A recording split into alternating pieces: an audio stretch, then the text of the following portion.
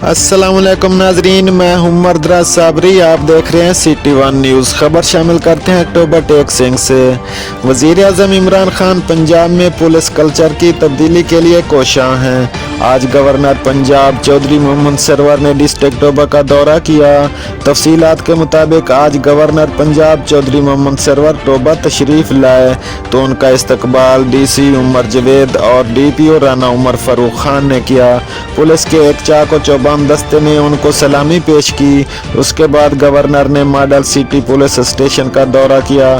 Token के हसूल, front desk की कारकर्दगी और FIR के इंदराज के मराहल चेक किए।